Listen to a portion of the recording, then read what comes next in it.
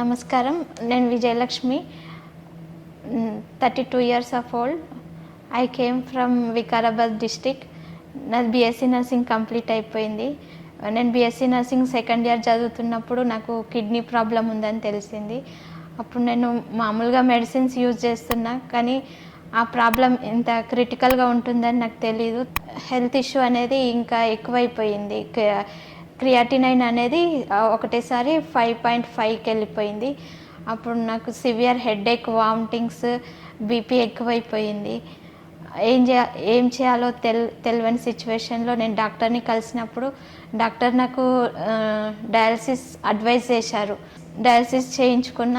Dialysis ద్వారా ఒక 6 years life survive అయిపోయింది. తర్వాత నాకు ట్రాన్స్ప్లాంటేషన్ అయ్యి 4 years కంప్లీట్ అయిపోయింది. ఇంకా రొటీన్ లైఫ్ లీడ్ చేయొచ్చు. ఇంకా నాకు ట్రాన్స్ప్లాంటేషన్ తర్వాత నేను గవర్నమెంట్ జాబ్కి కూడా అప్లై చేశాను. అందులో నాకు జాబ్ రావడం, ఇంకా ఈ ట్రాన్స్ప్లాంటేషన్ కావడం ఒక మిరాకిల్. ఆ తర్వాత ఈ ట్రాన్స్ప్లాంటేషన్ తర్వాత నాకు జాబ్ రావడం ఇంకా సెకండ్ మిరాకిల్. ఇంకా ఈ మెసేజ్ ద్వారా కిడ్నీ ప్రాబ్లం ఉన్న వాళ్ళు ఎవరు కూడా నాకు ఇంత పెద్ద జబ్బు వచ్చిందని ఒక మూలన పడుకోవాల్సిన అవసరం లేదు. వాళ్ళు ఇది పెద్ద సమస్య, కానీ మనం అనుకుంటే మాత్రం అది చాలా చిన్న సమస్య.